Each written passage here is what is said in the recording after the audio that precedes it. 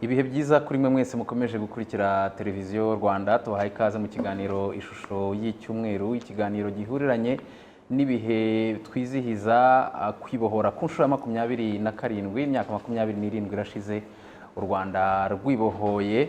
Urugamba rwo kubohora igihugu rwatangiye mu mwaka w'1990 ku ya mbere Ukwakira, ruza kurangira tariki 4 Nyakanga mu mwaka w'1994. Ikiganiro ishusho y'icyumweru uyu munsi tugiye kwitsa kuri urwo rugendo rw'imyaka 27 ishize urwo rugamba rwo kwibohora rurangiye, ariko tugiye kwitsa cyane cyangwa se tugiye gutera itoroshi mu bijyanye n'ububanyi n'amahanga cyangwa se diplomasi. Niyo mpamvu nakiriye inararibonye muri diplomasi ni Ambasaderi Joseph Nsengimana, yahagarariye u Rwanda mu miryango mpuzamahanga ndetse n'ibihugu bitandukanye muri imyaka 27 ishize. Ambassador, ikaze mu kiganiro. Urakoze Divin. Nakiriye kandi Dr Eric Ndushabandi, ni umwarimu wo muri kaminuza akaba n'impuguke muri politike. Dr Eric, ikaze mu kiganiro. Murakoze. Imyaka 27 igihugu cyiyubaka nyuma y'urugamba rwo kwibohora u Rwanda, ishusho yarwo urebye mu nguni zose imyaka 27 ishize hari aho rugeze ugereranyije naho rwari ruri muri iyo myaka 27 ishize. Ariko se kandi Abanyarwanda twe turavuga ngo kubaho ni ukubana. U Rwanda rwabaniye ruta amahanga, ariko se amahanga yo yarubaniye ate muri iyi myaka 27 ishize? Ambasaderi Nsengimana, twavuga ko ishusho y'umubano w'u Rwanda n'amahanga muri iyi myaka 27 ari iyihe? Iterambere ry'imibanire myiza, kuko iyo utekereje ukuntu mu gihe cya Jenoside u Rwanda rwatereranwe n'ukuntu buhoro buhoro uwo mubano n'amahanga wagiye wiyubaka, bikava ndetse ku bihugu duturanye bikagenda bigana Afurika yose, bikagenda ariko binagana amahanga mu rwego rugari, ibihugu bikomeye ari bya bindi bitanu biba mu nteko ishinzwe amahoro ku isi muri Loni, ari mu bindi bihugu, ufasha ibihugu by'i Burayi, ufasha ibihugu bya Aziya. Umubano buhoro buhoro wagiye waguka, ariko byanaga n'ukuntu u Rwanda ubwarwo rwiyubatse kandi rugahamya imitekerereze yarwo nk'igihugu kitavogerwa, ariko nk'igihugu gishaka kubana. Navuga ko kugira ngo ufashe abatwumva neza, urugamba rwo kubohora igihugu rwari rumaze gutsindwa na FPR Inkotanyi. Hanyuma ubutegetsi bwari buvuyeho, ibyo aribyo byose bwari bufite inshuti. Ubwo muri diplomasi bigenda gute? Kubera ko uwatekereza kano kanya ashobora kuvuga ati byasaga naho ibihugu byari bibanye n'ubwo butegetsi bwari busanzwe buriho byagombaga kumera nkaho byinangira kubera ko inshuti yabwo igiye. Uko bivuze niko ubwo nabivuze mu buryo bwa rusange ukuntu ikibazo cyagiye kibonerwa igisubizo. Ariko muri uko kwaguka ntihabuze ibishyitsi, ndetse naho umuntu agenda asitara ku buryo bugaragara. Mu gihe cya Jenoside natangiye mvuga yuko u Rwanda rwatereranwa, ndetse muri uko gutereranwa rukagira n'ibihugu bimwe, cyane cyane igihugu cy'Ubufaransa cyo cyafashaga abicaga abantu muri kiriya gihe cy'amezi 3 cy'urugamba rwo guhagarika Jenoside. Icyo gihe rwose ari ku rugamba mu gihugu. Umwanya w'Ubufaransa waragaragaraga kubera ko wafashaga gutanga intwaro, ariko unavugira u Rwanda rwakoraga ubutegetsi bwakoraga jenoside, buruvugira mu miryango mpuzamahanga cyane cyane muri Loni. Ni ukuvuga rero yuko hagombye imbaraga ku rundi ruhande kugira ngo ibintu bigende bihinduka. Urabizi neza ko kugira ngo hemerwe yuko ikirimo gikorwa mu Rwanda ari jenoside byafashe igihe, byafashe ukwezi kurenga, kandi abantu babona ibintu ku mateleviziyo hose. Hari abantu rero babigizemo uruhare, bafasha abanyarwanda cyane cyane abadiplomate ba RPF inkotanyi, kuko bariho hirya no hino mu bihugu, cyane cyane hariya muri Nations Unies. Hari ibihugu byabigizemo uruhare cyangwa se abahagarariye ibihugu, navuga nka Ambassadeur Gambari wa Nigeria, navuga nka Keating wa New Zealand, ndetse n'uwa na Ambassadeur wa Repubulika ya Czech Republic.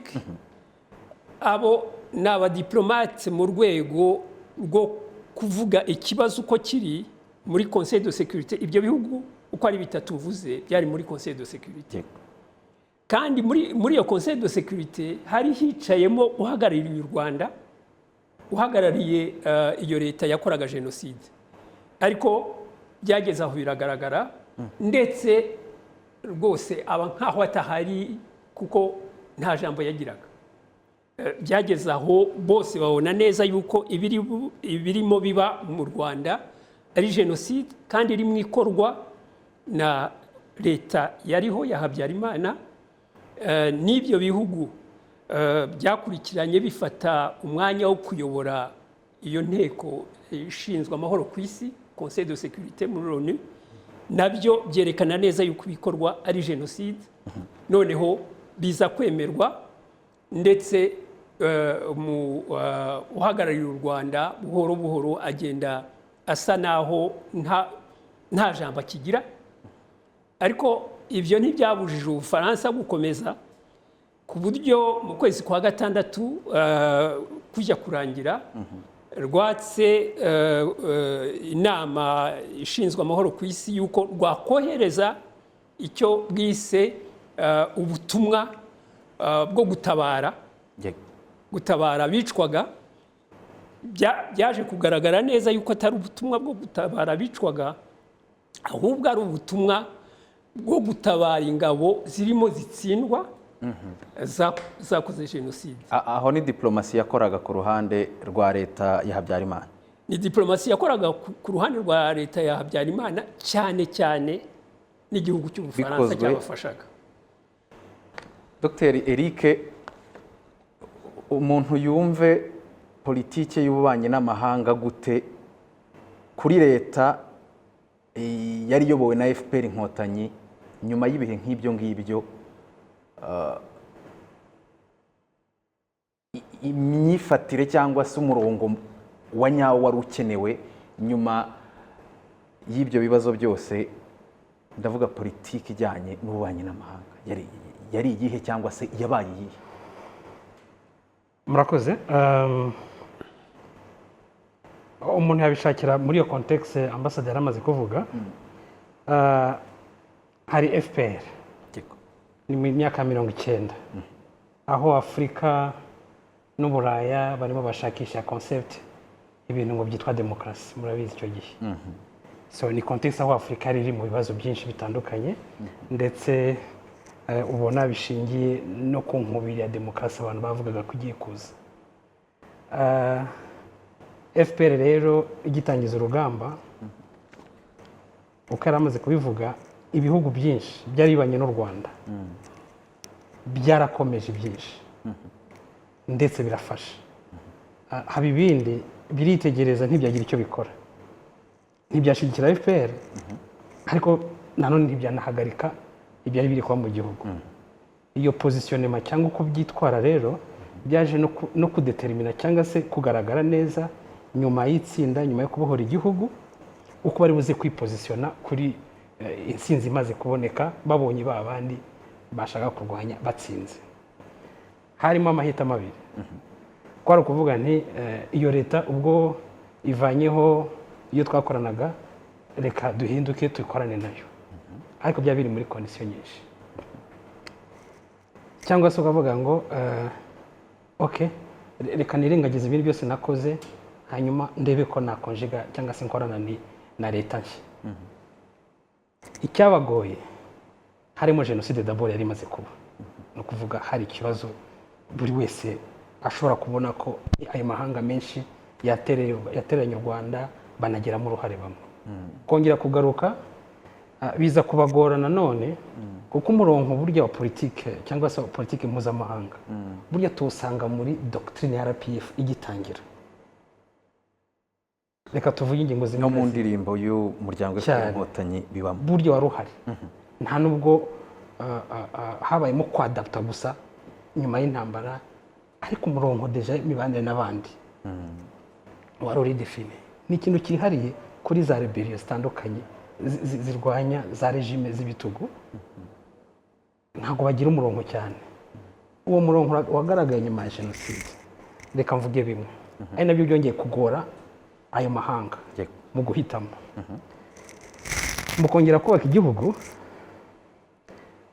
ibyari bihari muri icyo gihe nuko igihugu cyanyuraga mu ntambara, amahanga yarazaga igatanga imiti, igatanga umuti wo kongera kubaka igihugu. Ubwo uravuga hagati y'1990 n'1994 niko byari bimeze. Bafataga umuti batanze mu gihugu runaka, bakumva kuri bukore mu kindi gihugu, ari naho hashingiye politike étrangère cyangwa se politike mpuzamahanga utangiye kugira na cya gihugu na influence zivuye hanze.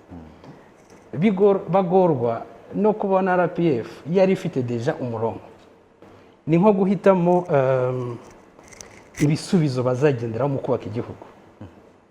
Abazungu, abanyamahanga bagerageje kuzana bya bindi byo twita mu Gifaransa cyangwa mu Cyongereza state building, kora demokrasi, cura impunzi, integra cyangwa se wongera ugarure abo mwari muhanganye, bya bindi byose byihuta bashiraho na za constitution, mwongere mwubake mukorane na babandi. Ibyo byarabagoye. Hari n'ibikomeye kurushaho, kuko bashatse noneho ngo kugira ngo basubize ikibazo cyateye jenoside mu Rwanda, kubaka Hutuland na Tutland, ibintu bitari na gato muri filozofi ari ya RPF. Ubwo nicyo nari ngiye kuvuga. Ariko ibyo bintu ambasaderi arabivuga nk'umuntu ufite ho touch ikomeye, ufite ho urwibutso rukomeye, kuko niba mbyibuka neza wari uri muri guverinoma y'ubumwe ya mbere yagiyeho, ariko deja turi ibyumba, kuko nagize amahirwe yuko nakijijwe na RPF Inkotanyi, nashoboye kwinjira muri CND ku itariki ya 6 nijoro, itariki ya 6 z'ukwa kane. Ku buryo rero turi ibyumba, twagize igihe no guhura n'abanyamakuru benshi bavaga i Burayi, cyane cyane uko byagaragaraga RPF igenda itsinda.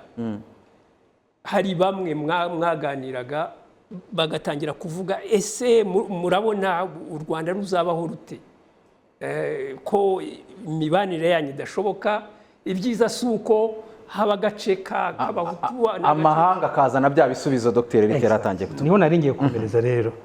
Icya mbere muri ibyo harimo kuvuga ngo mwicare tubigishana no kuntu bubaka igihugu. Nitwe tubabwira ko turubane namwe. Ubwo harimo na politike zo gufasha. Turabafasha, politike mpuzamahanga icyo gihe muri za 1990 ishingiye mu gufasha, imfashanyo, kandi irimo condition. Murabanza muhitemo ibyo turi babwire. Ariko reka tujye kuri izo element cyangwa se kuri izo ngingo. RPF mu mahitamo yayo byaje kugora abo bantu. Harimo kubabwira ati ntabwo tugendera kuri ritme yayo, context turimo ikeneye ibisubizo byihariye. Harimo kongera kubanisha abanyarwanda, twese turi abanyarwanda. Ibyo byarabagoye. Ari modeli y'Ababiligi n'abandi benshi bumvaga ibyasenye igihugu byo twongera kubakiraho bitandukanye abantu. RPF iravuga oya, ubwo bunyarwanda tukabusanga buri muri manifeste ya RPF kuva kera. Ubwo iyo ni national identity. Iyo yarabacanze umuntu yavuze gutyo mu Giswahili. Icya kabiri kuyidefanda yego cyangwa kuyihagararaho yego ku rwego mpuzamahanga cyangwa mu mibanire yawe n'abandi byoroheye RPF. ntabwo byoroshye, ni amahitamo atoroshye muri icyo gihe, ariko wabaye stable kuvuga ngo abantu n'abanyarwanda kandi bose bagomba kubaka igihugu hamwe. Reka dufate ibijyanye na transition, ibyo byose basaba muri transition. Ikintu cyitwa umwanya, le temps, time. Mureke twanze tukore dore priorite zacu, gushobora muri iyo context kuvuga ngo tugiye gushira ku meza priorite zacu. Ntabwo byari bisanzwe muri Afrika. Priorite zabaga defined, zakorwaga n'amahanga. Dore ko ibintu biri buze gukurikirana rero n'amafaranga ari bujyane nabyo. Transition habaho gahunda yo kongera kubaka no kwishakamo ibisubizo, gushaka solution zishingiye ku bibazo biri mu gihugu. Ibyo byari shift muri paradigm ya foreign policy cyangwa se muri politiki mpuzamahanga. Gushaka ibisubizo bibereye abanyarwanda muri icyo gihe. Dukomeje mu by'ubukungu cyangwa se kuvuga turabana nande tureke nde. Mbere y'intambara hari amazina yagiye avuga. Abashoboye gushikira RPF usanga atari ibihugu antaketera, ahubwo ari abantu bamwe na bamwe bari muri za regime. Ngira ngo ambassadeur we yabibuka amazina. Abo bantu kugira ngo basure muri za leta zabo babwire ati nyamara agenda politiki ya RPF muyoboke mureke dukorane na. Byaragoranye cyane kubera gushaka gushiraho umwanya n'amahitamo y'abanyarwanda kugira ngo utangire kubana nabo. Politiki ubwo icyo gihe bisa nkaho byose bishizwe ku meza. RPF ikagisesengura ikavuga ati turabana n'uyu nguyu kubera inyungu twumvikanye. Icyo gihe dukora shift, tuhindura ibintu byose uko byari bimeze, tuva mu bihugu byakolonije u Rwanda, abo bitwaga ngo batuvuganira muri Nations Unies. Ibyo nabyo byarabagowe kumva. Ariko muri iyi myaka ya vuba ahangaha hari ikintu cyitwa imibanire n'amahanga ariko ishingiye ku kuri n'ubwubahane. Ikintu cyumvikanye cyane muri iyi myaka ya vuba ahangaha. Ibyo bintu icyo gihe nibyo RPF yavugaga, igihugu kimaze gusenyuka nayije nta yandi mikoro ifite ikeneye umusanzu w'amahanga, ikavuga ngo tubane mu kuri no mu bwubahane. Ambasaderi Nsengimana, iyo ni principe numva guverinoma, urabona guverinoma ijya kujyaho, RPF yatumije amashyaka atari yarijanditse cyangwa ibice by'amashyaka bitijanditse muri jenoside. Dukora inama yabaye hagati ya 13 na 18 z'ukwa karindwi hano i Kigali. Icyagaragaye ni ibitekerezo bihamye yuko ibisubizo by'ibibazo tutagomba kwishaka mu banyamahanga, ari twebwe tugomba kumenya icyo dushaka, n'abashaka kuba badufasha bakabyinjiramo cyangwa bakabireka. Kandi ibyo ubwo uzi declaration ya RPF yakozwe ku itariki ya 17, kuko ubwo hakozwe inama hatekerezwa ukuntu guverinoma ijyaho n'abayijyamo. Kuri 17 bisa naho ibiganiro aribwo byarangiye. Haba declaration ya RPF yaje yuzuza itegeko shingiro ry'impurirane ryarimo ibijyanye na les accords d'Arusha n'iyo declaration. Noneho ibyarimo byerekanaga icyerekezo cya diplomasi. Ni ukuvuga ko byari byaragaragaye, byari bifite naho bishingiye. U Rwanda rwaratereranwe, nubwo rwatereranwe nirwo ruhagaritse jenoside. Nta wadufashije kugira ngo jenoside hagarare. Nubwo muri Afrika buriya mu mwanya navuze ibihugu by'amahanga, icyo navuze ni ihuriro ryitwa non aligned movement, ibihugu bidafite aho bibogamiye. icyo gihe Gambari yayoboraga n'ibyo bihugu muri umuryango w'abibumbye New York. Ariko no muri Afurika hari ibihugu byumvaga ikirimo kiba mu Rwanda, cyane cyane Tanzania, Julius Nyerere. Ibyo bihugu rero byonyine nibyo byaje kugaragara yuko ari byo byagiye bifasha kugira ngo politike y'u Rwanda ikozwe n'Abanyarwanda, diplomasi y'u Rwanda ikozwe n'Abanyarwanda igende yumvikana, kuko nanone ugomba kugira abo mubana kugira ngo ibitekerezo byawe bigende byumvikana. Byasabye iki ngo yumvikane? Ubona mu myaka 27 yarumvikanye koko uhereye aho ngaho? Icyambere cyatumye yumvikana vuba ni ipfunwe ry'abantu bafashije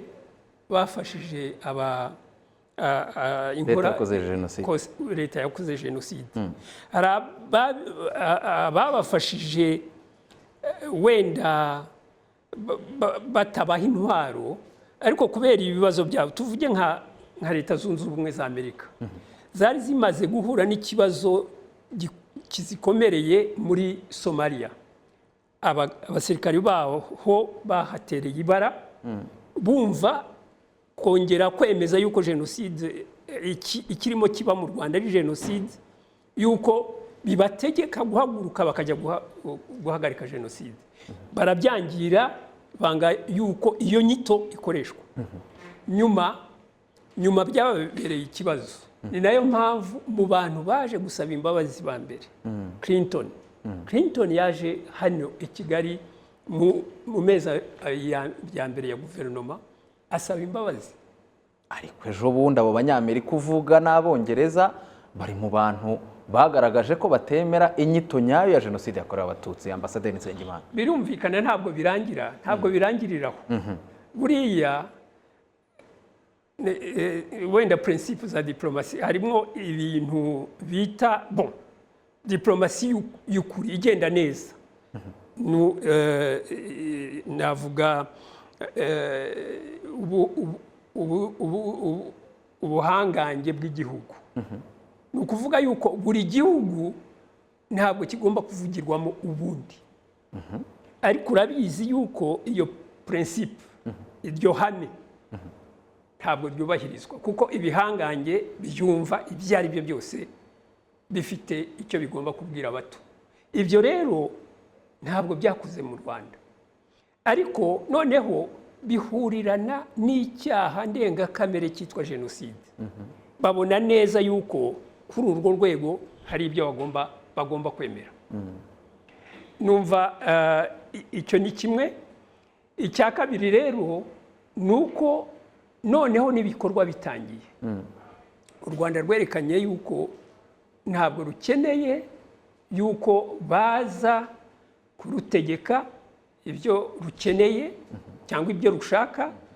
Rwo rurababwira ruti dore gahunda yacu, niba mushaka kudufasha kugira ngo tuyigereho murakaza neza, ariko niba atari ibyo mujyane inkunga zanyu. Ndagira ngo nkwibutse muri icyo gihe cyari ikintu gikomeye cyane ukuntu iyi miryango yitwa nterankunga yaje ari myinshi pe. Noneho akajya mu gihugu agashaka gukora nk'uko asanzwe akora mu bindi bihugu, atera akavuyo, avuga ni nabo batangiye gukwiza teori ya double jenoside. Leta yarabahambije, yirukanye za NGO zirenze 30 kugira ngo yerekane neza yuko niba muzanye inkunga ntabwo dushaka yuko muyikoresha ku buryo twe tutumvikanye yuko ikora. Ibyo rero, ibyo numva ari ibintu byerekanye yuko leta y'u Rwanda yagize ubudasa ihagarika jenoside. N'ubu ikomeye kuri ubwo budasa yuko ibyo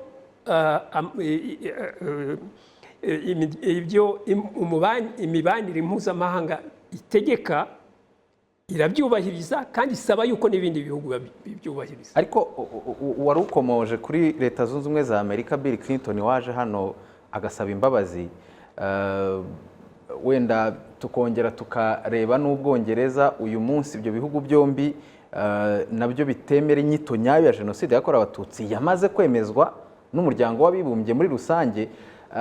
Ahangaha ikibazo kiba cyabaye ikihe kugira ngo nyuma y'imyaka 27 ubundi ibihugu bavugaga ko ubishyigikiye RPF, ibyo bihugu bibiri, Dr. Eric, siko byavugwaga ko Abanyamerika n'Abongereza bari inyuma ya RPF? biri sensitive, ariko ibyo bya jenoside na influence yayo kuri politike mpuzamahanga, hari elema tumaze kuvugaho cyane, ni elema za context cyangwa se ingingo zigaragaza ibihe byihariye ubudasa bw'u Rwanda mu bihe bari birimo, hanyuma ukabwira amahanga mureke tubabwire ibyo twumva kandi tugende kuri ritme, ku isaha twumva ibintu bigomba gukurikirana. Bivuze iki muri diplomasi? Iyo uvuze ngo icyambere kuri twebwe priority n'umutekano kuri buri muntu wese, security, yari condition ya RPF ku bantu bose bazaga. Uwazaga ashaka kuvanga icyo kintu anyura hasi nk'izo NGOs, iyo miryango mpuzamahanga ari kuvuga, yashaka kujya hasi, kandi ibintu byarangaga Afurika. Leta zarazaga, imiryango mpuzamahanga ikajya mu baturage hasi bakanyuranya. Nibyo bintu byasinyaga ibihugu. Icya kabiri, icyo bivuze n'iki byo byose kubabwira ati mwemureze dore icyo twifuza, ni ihame rikomeye rya politiki mpuzamahanga ryitwa independence, ubudahangarwa, sovereignty, ubudasugirwa. Ayo ni amahame mpuzamahanga, ni principe ya diplomasi. Bivuze iki kandi? Bivuze ubwubahane, mutual respect. Ibyo ni ihame mpuzamahanga, ubwubahane. Ibyo uzanye reka twicare tubyumvikane bize, nicyo twitse ownership na politike y'imfashanyo. Ibihugu byinshi ntabwo byari bifite muri Afurika, ariko kubona twa tuvuye mu bibazo n'inyuma y'intambara na jenoside, ariko dushobora gushyiraho politike y'imfashanyo ishingiye kuri priorite z'Abanyarwanda. Ibyo birazana principe yindi ya complementarité, uzane wuzuze ibyo twebwe twateganyije. So complementarité cyangwa se equality, kuba ibihugu bigomba kugira ijwi bingana, partnership, ayo ni amahame akomeye ya politiki mpuzamahanga uyibona 94 inashingiye ku bintu byari biriho muri manifesto za RPF. Ubutwererane n'ubuhahirane cyaragaragaraga ko ibintu byose bije tutabikeneye ntacyo byatumarira. Ubuhahirane no guhitamo kuzabana na buri wese uzaza kubahiriza iyo migambi. Avuze alignment, niyo context twari turimo ko abantu bose bavuga Ifaransa bari nyuma y'Ibifaransa, ibihugu by'abakolonije bari nyuma y'ibikolonije byakolonije. Uravuga ko ariho abantu baheraga bavuga ko RPF ari inshuti cyangwa ishyigikiwe n'ibyo bihugu bibiri twavugaga bikoresha Icyongereza, Abanyamerika n'Abongereza. Elema jenoside rero warunyuzanyemo n'amateka n'uburemere bw'ayo mateka. Muri nation building cyangwa se mu kongera kubaka igihugu, uvuga ukuri, turemera ko dusubiza amaso inyuma tukareba responsibility ya buri wese, ukabisaba ukabivuga bakanashaka kugucecekesha. Jenoside tuyiceceke ntituyivuge, abenshi niko bari bifuje, ntabwo bifuzaga ko ukuri kongera kugaruka. Ariko RPF ravuga toya ukuri, amateka reka tuyaintegre, tuyashire muri gahunda zo kongera kubaka igihugu. Kuko hari za leta, twibuke ko hari za leta nyuma y'intambara bahitamo kwibagirwa no gusibanganya amateka. Ibyo bintu rero amahanga byarabahungabanyije, bibaza ko bari bwitware. Nibwo ubona baje umwasabye imbabazi, yavuze bimwe yavuze ibindi, ibice bikagenda bihindagurika. Ariko ubwo buremere ntabwo bwaremereye u Rwanda gusa, muri discours ya politique étrangère ndavuga, n'ayo mahanga burya yabura ukuntu bari bwitware kuri icyo kibazo. Cyane ko igihugu cyabaga cyamaze gushira imbere umurongo wo kwentegra amateka, memory, kwibuka no kongera kwiyubaka. Izo ngero rero zose zishingiye ku bintu bikomeye byajyaga bisubirwamo muri discours zose. Ni agaciro k'Abanyarwanda kajyaga imbere. So muri doctrine ayo mahame ndi kuvuga, politique étrangère igizwe n'iki?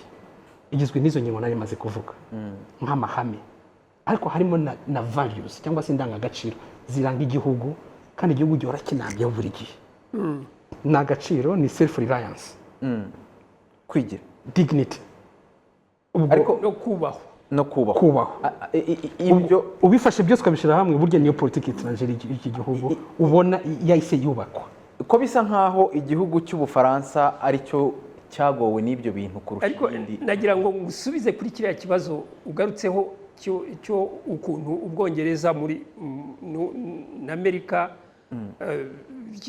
byitwaye muri icyo kibazo cyo kuvuga ngo inyito ya jenoside. Nakubwira yuko icyo kintu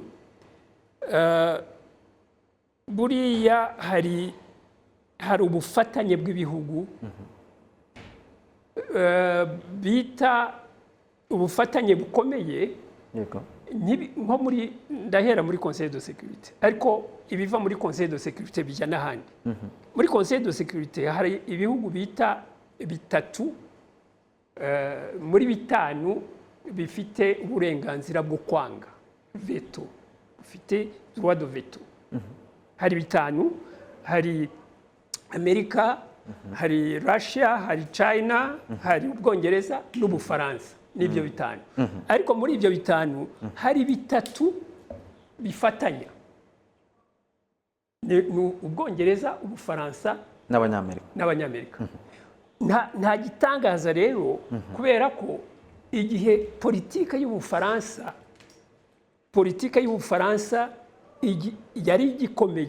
Uzi yuko hari ikintu cyahindutse ejo bundi na rapport de Clerc na rapport Muse nuko Perezida Macron yabifashe.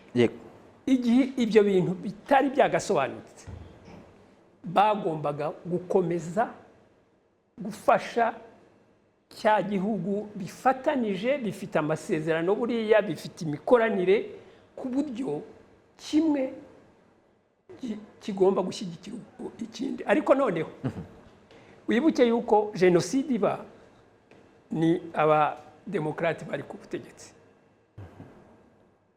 ni urabizi n'ubu nibo bari ku butegetsi. Hari ikintu rero kibaranga ku buryo bwa rusange, ni ikintu cyitwa bita human rights. Rimwe na rimwe bumva yuko bazigwanaho cyangwa bazitaho kurusha abandi. Uburenganzira bwa muntu. Icyo gihe jenoside itegurwa hari Human Rights Watch yari hano, ndetse rwose ubona yerekana yuko guverinoma ya Habyarimana ibyirimo ikora kimwe na FDH yo mu Bufaransa yari ihagarariwe na Carbonari, indi yari ihagarariwe na Deforge. Bose berekanye yuko ibirimo bikorerwa mu Rwanda ari ibikorwa bya jenoside, yuko isi yose igomba guhaguruka ikabirwanya. Ariko nyuma muri guverinoma ya mbere uwo Deforge niwe watangiye kuvuga ko ibirimo bibera mu Rwanda, ibyo RPF ikora ntabwo byubahiriza uburenganzira bwa muntu. Haza ya teori ya double genocide. Ni human rights iri mu bayizamuye. Nta gitangaza rero human rights yaranakomeje n'ubu. Kenneth Roth uzasome ibyo Kenneth Roth yandika ari ku Rwanda, ari kuri Afurika kuri we ni ibihugu bitazi ubwo burenganzira bwa muntu. Ni ibihugu bigomba kwiga uko Amerika ibitekereza. Ariko Ubufaransa buherutse guhindura ingendo, ambasaderi bwahinduye ingendo. Itonde rero n'ibindi bizahindura, nicyo nakubwira. Ikisobanura uburyo Ubufaransa bwahinduye ingendo n'uruzinduko rw'umukuru w'igihugu Emmanuel Macron ku itariki 27 z'ukwezi kwa gatanu uyu mwaka. Yari ari i Kigali mu ruzinduko rw'amateka, hanyuma agera ku Gisozi ku rwibutso rwa jenoside yakorewe abatutsi. Inyuma yo kubonana n'umukuru w'igihugu umwanya mutoya, ntabwo yatinze mu rugwiro, ahubwo bisa naho umwanya munini yawumaze ku rwibutso rwa jenoside rwa Kigali, yewe anahavugira ijambo. Ariko icyo yavuze ni uko bisabye imyaka 27 kugira ngo igihugu cye cyemere uruhare cyagize muri aya mateka, kandi ko ari intambwe idasubira inyuma. Umva icyo Perezida Macron yavuze. Depuis 27 années de distance amère se sont écoulées. Nyuma y'imyaka 27 y'intera ndende, imyaka 27 y'ubwumvikane buke, imyaka 27 yo kugerageza kwiyunga ariko bikanga, imyaka 27 y'agahinda ku barokotse jenoside baterwa n'abakomeje gutesha agaciro amateka. Uyu munsi mpagaze iruhande rwanyu nciye bugufi kugira ngo nemere uremere bw'uruhare twagize. Ni nako kandi tugomba gukomeza ubucukumbuzi no kugaragaza ukuri binyuze mu murimo unoze w'abashakashatsi n'abahanga mu mateka. Que seul permet la rigueur du travail, de la recherche et des historiens. Perezida Emmanuel Macron ati nyuma y'imyaka 27 noneho ndaje nzanywe no kwemera uruhare twagize. Tukiri aha ngaha, diplomasi y'u Rwanda yitwaye ite muri iki kibazo n'igihugu cy'igihanganye nk'Ubufaransa kugeza ubwo kiva ku izima? icyo nakubwira ni uko diplomasi y'u Rwanda yahamye igihe cyose ku kuri.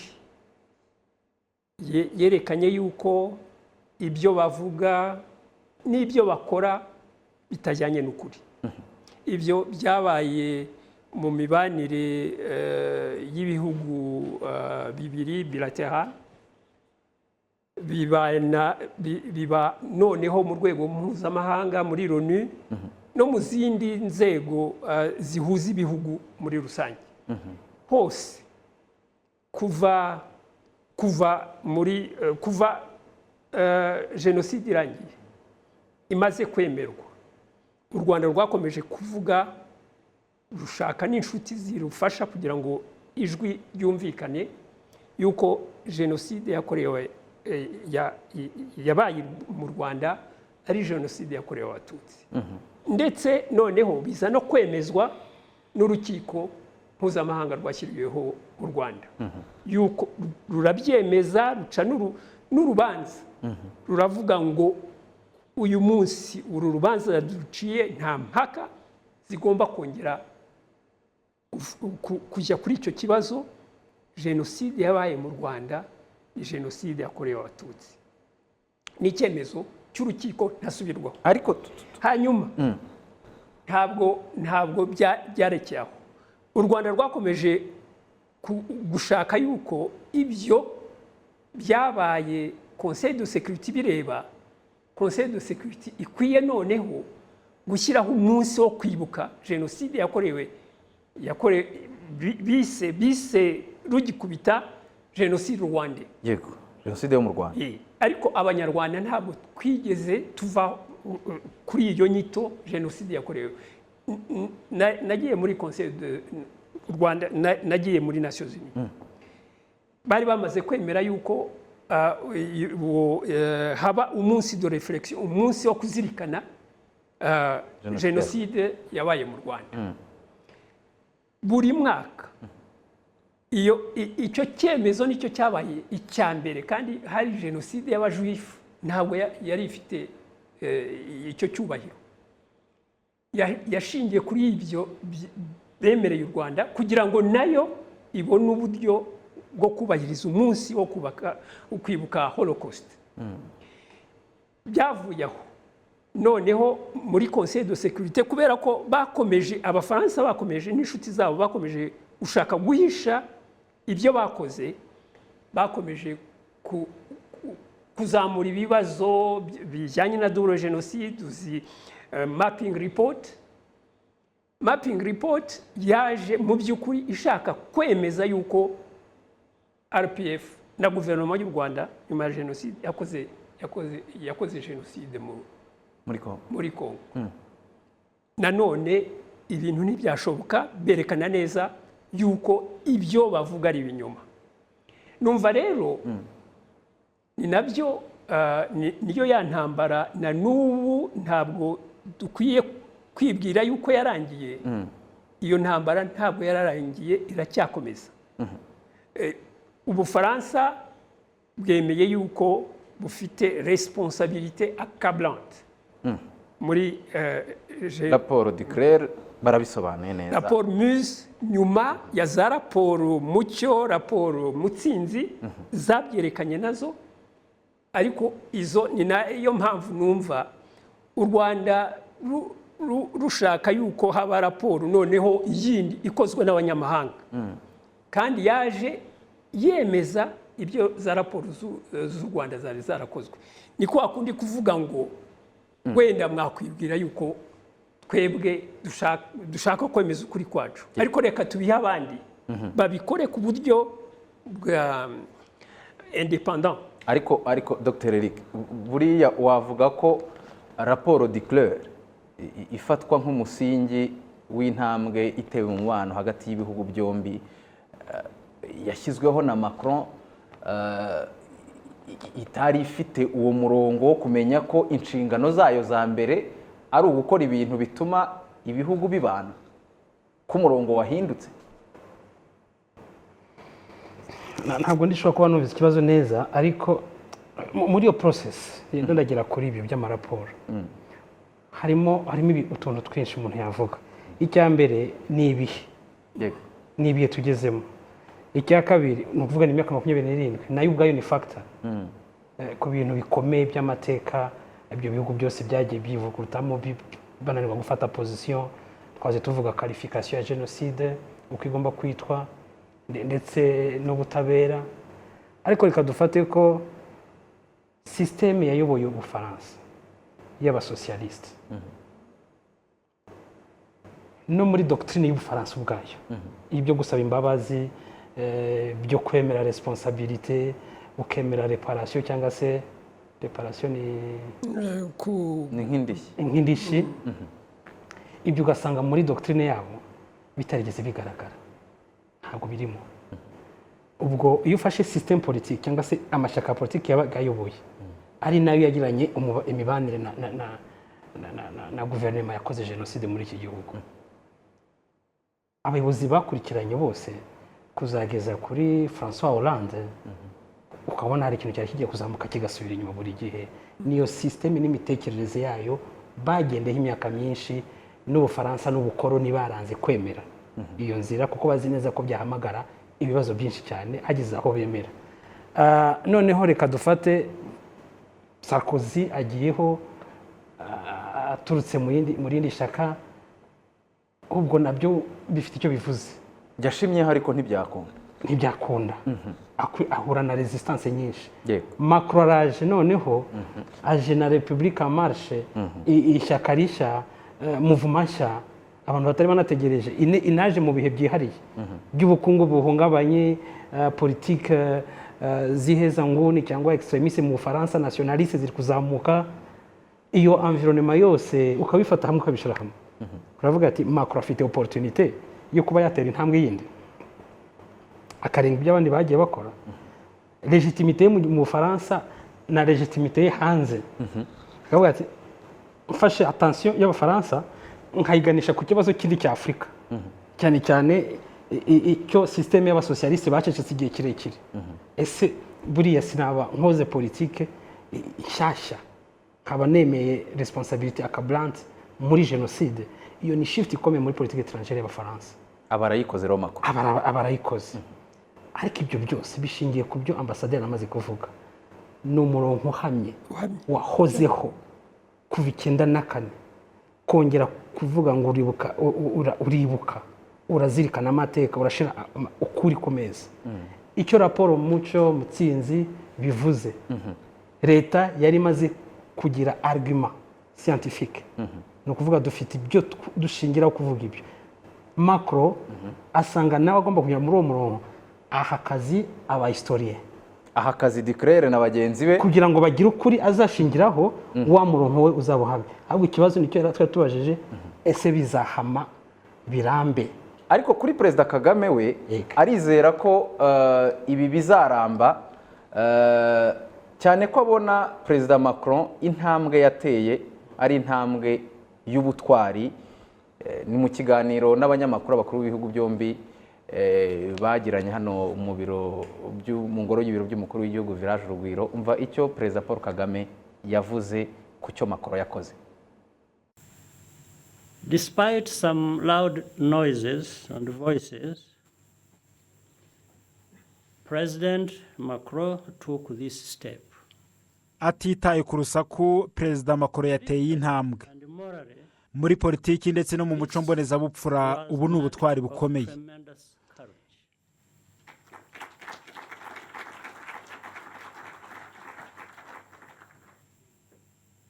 These risks paid off because there was good faith on both sides. Ibi byashobotse kuko hari ubushake hagati y'impande zombi. Byari ingenzi kutihutisha urugendo, ukuri kwagombaga kubanza kugaragazwa neza.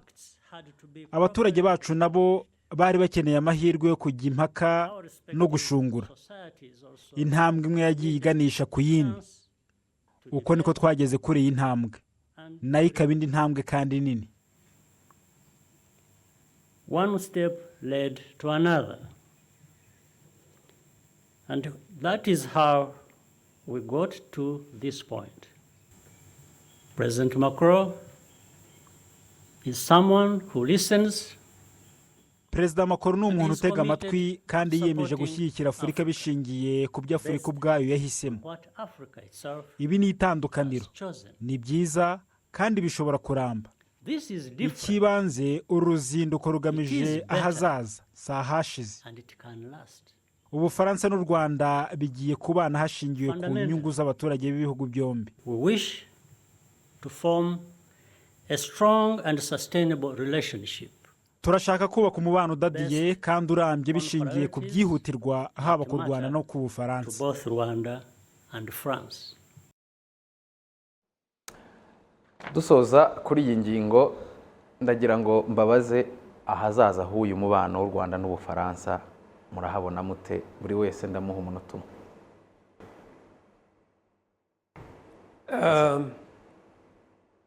Nge ndabona nk'uko ari Perezida wacu Paul Kagame abibona, ari ndetse n'uko Macron abivuga, icyabaye ni intambwe ikomeye kandi itazasubira inyuma, kubera ko ukuri kwaragaragaye, ukuri kwari kwarahishwe kwaragaragaye. Icyo nanavuga ni uko kutagaragaye gusa, ahubwo gutangiye no kugira abo gutera ubwoba, kandi ubundi bari bishyitsi byo guhakana. Nka Védrine, sinzi niba mukurikira muri iyi minsi, uyu munsi ndumva hari igikorwa Védrine yagombaga gukurira. Hubert Védrine yari secrétaire général w'ibiro by'umukuru w'igihugu mu gihe cya Jenoside yakorewe Abatutsi mu Bufaransa. Hari igikorwa cya komisiyo, ni igikorwa cya art, abafotora bakorana za video, kibera mu Bufaransa. Ni igikorwa gikomeye cyane. Yego. Niwe wari ugikuriye, niwe wari umukuru wacyo. Ariko kubera ibyavuzwe, ibyatangajwe, abantu batangiye kubishyira mu majwi, atangira kuvuga yuko bizatangira ataboneka. None ubu bakomeza kuvuga ngo ko atari aho bigomba guhagarara gusa, ahubwo agomba kubidemisionamo. Agomba kwegura. Yareguye. Kandi amafestivale mu Bufaransa nka za Festival de Cannes usanga ari ibintu bikomeye cyane. Ni ibintu bikomeye. Dr. Eric Nsoza, ndagira ngo nkubaze wowe ahazaza h'uyu mubano wafitiye icyizere? Icyizere kirahari kuko Perezida Macron ntabwo ari un individu, ni une institution, ni leta. Uyu ntabwo ari umurongo wa Macron gusa, ni umurongo w'Ubufaransa bushya. cyane kandi turabyizeye, ariko kondisiyo ni uko legitimite mu Bufaransa, ndavuga legitimite ni uko ahagaze mu Bufaransa na autorité politique afite bigomba kwinjizwa muri za système politique z'Ababiligi.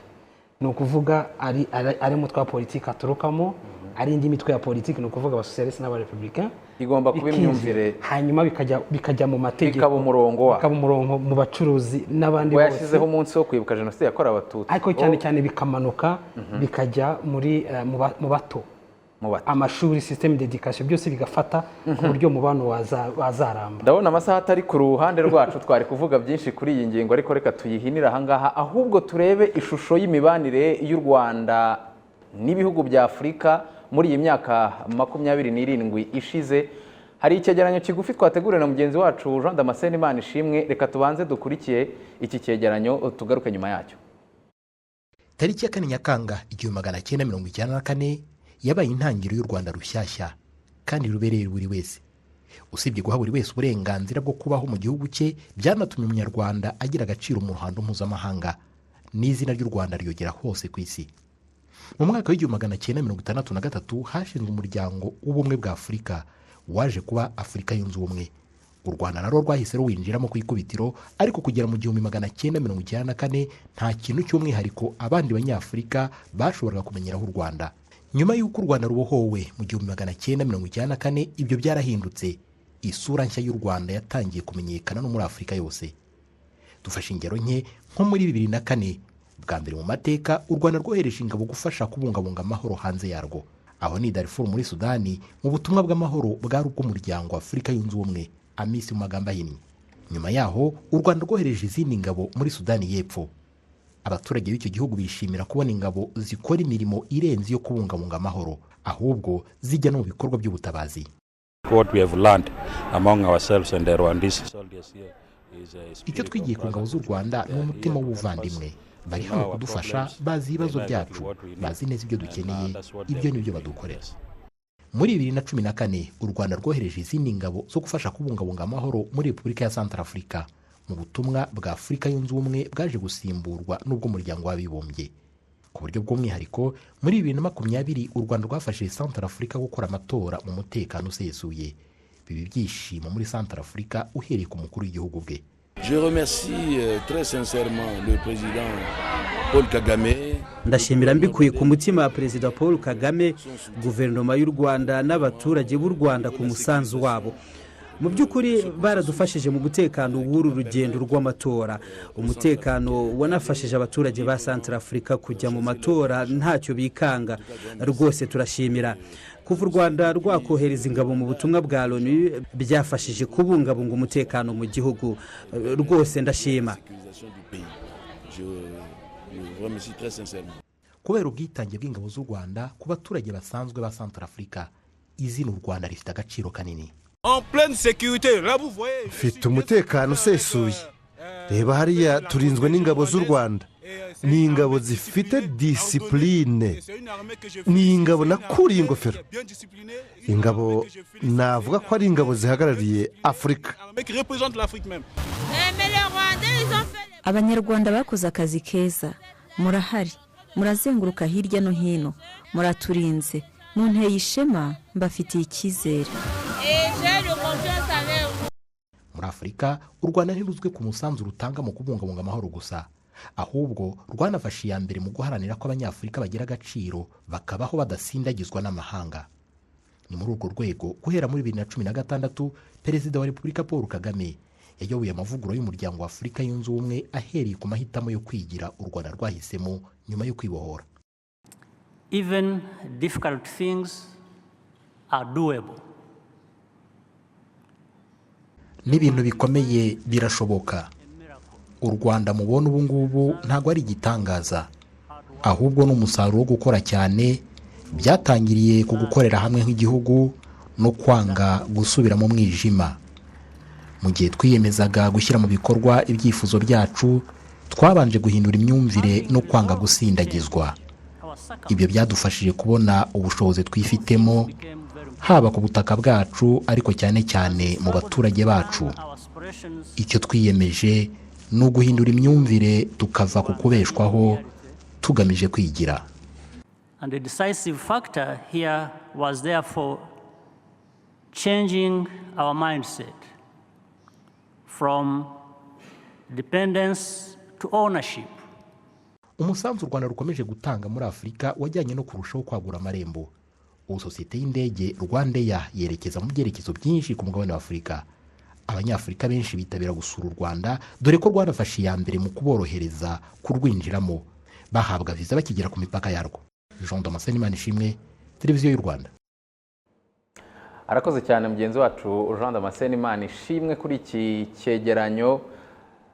Mu minsi ishize igihe Perezida Macron yendaga kuza i Kigali, abasesenguzi bamwe bo mu Bufaransa nibo bavuze ngo Ubufaransa bwahisemo guhindura ingendo yarwo mu mibanire n'u Rwanda nyuma yaho ngo abadiplomate barwo na Perezida Macron ngo bahuriye na Perezida Kagame mu nama yari yahuje abakuru b'ibihugu bya Afurika, bakoresheje ijambo ngo Perezida Kagame ngo muri urwo ruhando rw'abandi bakuru b'ibihugu ngo yatambukaga ngo nka rockstar, ngo ubona bagenzi be bamubona nka rockstar.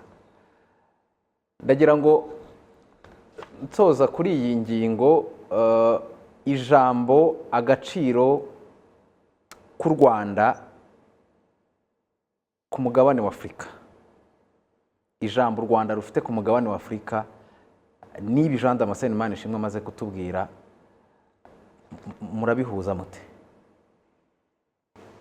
Birahura cyane. Icya mbere ni uko diplomasi y'u Rwanda n'ubundi niko diplomasi ifite uyiyobora ni Perezida wa Repubulika, niwe mu diplomate wa mbere w'igihugu, niwe diplomate wa mbere. Ariko ahenshi biba izina, biba kuvugwa gusa. We icyo agomba gukora n'icyo akora, ni le grand diplomate, niwe diplomate wa mbere w'u Rwanda. Mwabonye muri Nations Unies buriya u Rwanda ruravuga rukumvikana kubera ko Perezida yarahageze, baramubona ni byagamije. Buriya yayoboye za komisiyo nyinshi cyane cyane zijyanye ni ibyerekezo bya ikinyagihumbi. Yego. Aba muri za komisiyo nyinshi za Nations Unies nuko babonye yuko afite ibitekerezo, afite icyerekezo kandi agamije ukuri, amajyambere ntabwo avugirwamo, afite ibitekerezo akomeyeho bya bindi byo kwigira. Hariya naho muri Afurika yunze ubumwe niko byatangiye. Ndibuka naho nabayeyo imyaka 5 mpagarariye u Rwanda, ariko kuva nahagera nasanze u Rwanda rufite agaciro kubera ko hari kugira umurongo kandi ukawukomeraho kandi ukawubyaza umusaruro, ntabwo ari ibihugu byinshi bibigira. U Rwanda rero ruyobowe na Perezida Paul Kagame muri ibyo bya diplomasi. Ntabwo twavuze diplomasi, ariko ibikorwa mu Rwanda ubisanga muri diplomasi. U Rwanda rwihesheje icyubahiro, ariko nta nubwo ari ukwihesha icyubahiro gusa, rwahesheje Afurika icyubahiro, kuko nk'uko wabivugaga muri izo nama mu byemezo bikomeye. Mwibuke ibyemezo byafatiwe hano i Kigali muri 17, 18. Hari ibyo byemezo bijyanye n'isoko rusange rya Afurika, isoko rusange rya Afurika. Hari ibyemezo bijyanye n'uko abanyafurika bagomba kumenya Afurika, yuko bagomba guhabwa uruhushya rwo kujya mu bihugu byose kugira ngo umuryango w'ubumwe bwa Afurika ube uw'abanyafurika. U Rwanda ni rwo rwa mbere rwafunguye imipaka, ruravuga ngo abanyafurika bose nimuze muzakire viza aho munyuze. Ibyo byose rero numva byerekana yuko u Rwanda mu kwigira kwarwo rutekereza yuko rugomba gufatanya n'abanyafurika kugira ngo rugere kuri iyo ntego. Soreze kuri Dr. Eric Ndushabandi, uyu ni umurage nyuma y'imyaka 27 usanga kuwusigasira byoroshye, aho urukiramende ntirugeze hejuru. Urareba igihugu ukabona aho tugeze, abantu bari tayari cyangwa se abari kumwe n'uyu mudiplomate mukuru, uyu mudiplomate w'ikirenga, aho ashinguye ikirenge niho abo bari kumwe barimo kugita. Urakoze Divin, naho ngiye gusoreza. Urakoze Divin. Ibi bishingiye kuri leadership. Burya diplomasi ni human character. Imiterere ya muntu na capacité ze na vision afite, ariko na capacity, ubwenge butanasanzwe. Diplomasi ikoresha abilité intellectuelle, kumenya gukoresha amagambo n'ibihe bikwiye. Perezida wa Repubulika amaze kubyubaka, kandi noneho byubakiye mu ndangagaciro na principles twavuze, ubona biri doctrine, kugira ngo bizarambe. Nicyo twasaba, byandikwe, byigishwe abadiplomate bacu, bategurwe neza, ejo n'ejo hazaza birambe. Iyo leadership iri visionnaire. Diplomasi ntabwo ikunda igihe itari articulated na cyangwa itajyanye na politike zo mu gihugu. Ni teori Marie Claude Smith yarabyanditse ngo politike mpuzamahanga ni umukino ukinirwa kuri niveau ebyiri. Ni ukuvuga politike zo mu gihugu na politike zo hanze. Uzaba udakunze abene gihugu, udaharanira ibyiza byabyo, habaho incoherence, ntabwo bijyanira na politike, habaho kuwusanya. Diplomasi ya benshi rero yagiye iserva interiza abantu bari bayoboye igihugu mu mibanire yabo n'ibyo bihugu by'ibihangange, yenda binabatereka ku butegetsi, bitandukanye na diplomasi turi kubona. Ni diplomasi ishingiye kuri priority y'Abanyarwanda, ubona imaze kubakika. Ikindi ni pragmatism. Dusoza ni pragmatism. Guhitamo wagufashije kujya ku butegetsi, guhitamo gufashwa n'umuntu maze akagukoresha ibyo udashaka, uguma kuri ibyo ndetse bikanaguteranya n'abandi. Ariko twe tuva Washington tukajya Paris, tukajya i Buruseli, tukajya Japan, tukajya mu Bushinwa, tukajya muri Amerika, bose tukabana muri bwa bwubahane. Iyo ni diplomasi iri pragmatic, irenze amahame asanzwe, ako bisabye ubwenge bwinshi ndetse n'ibintu byinshi ushira ku meza, ari izo influence, kuba ufite ijambo muri Afurika, kuba ufite ijambo mu bandi bene gihugu, ku buryo iyo coherence byose bishingiye noneho kuri diplomasi d'impact, d'action. Abandi benshi birwa muri zo sana ibyo byabiri twavugaga, cyangwa perezida yagiye avuga, abantu birirwa bakora amakurse Paris cyangwa n'ahandi, ariko bisavinga intérêt zabo, batazi gushaka ibisubizo by'ibibazo biri konga. Hano rero urabibona ko ni diplomasi d'action na diplomasi d'impact, ikeneye ko ari ameza tumaze kwicaraho nk'uko perezida bivuze, tutayava nuko bikwirakwizwa, bikandikwa nka doctrine muri ambasade zacu, tukabibona mu bakiri bato, tukabibona muri structure za economy n'iza gisirikare, uko byagaragaye. Yego, amasegonda 5. Hari ikintu cya diplomasi militaire hariya twerekanye. Ndakeka yuko iyi mpuza hamwe ni ikintu gikomeye. Diplomasi militaire y'u Rwanda, mu byemezo byafashwe rugikubita, u Rwanda rwaravuze ngo twaratereranwe, ntabwo tuzigera dutererana abandi. Niho iyi diplomasi yahereye. Diplomasi kandi yarafashe, irakomeye, irubashywe. N'ubihamije birinde. Ngayo nguko. Imyaka 27 kuyivuga mu rwego rwa diplomasi cyangwa n'ububanyi n'amahanga, ntabwo isaha imwe ibihagije, nta nubwo n'amasaha abiri ye wahagije. Dushobora kubivuga bugacya bukira, nk'uko Ambasaderi Nsengimana bisorejeho. Diplomasi ikorwa mu nzego nyinshi, ubwo ntitwavuze diplomasi ikorwa mu nzego z'ubukungu, tumaze kuvuga diplomasi navuga ngo ku rwego ruri politike, ndetse dukomoje gato no ku rwego rw'umutekano n'ingabo, nk'uko mugenzi wacu Jean Damascene Manishimwe yabigarutseho. Reka dusoreze ahangaha ikiganiro y'icyumweru nakagaruka, ubwo nifashishije ikirundi nacyo ubu ngubu kukivuga ahari umenya ntawe ugutera ibuye, kubera ko ibintu birimo birasubira mu buryo abantu barabikurikira muri iyi minsi. Ku munsi w'ubwigenge bw'u Burundi, Minisitiri Edouard Ngirente, Minisitiri w'Intebe w'u Rwanda, yarari i Burundi. Ibyavugiweho mwarabikurikiye. Ibihe byiza aho muri mwese, tubifurize gukomeza kunogerwa na gahunda zose Televiziyo Rwanda yabateguriye. Ngewe ndi Divin Uwayo.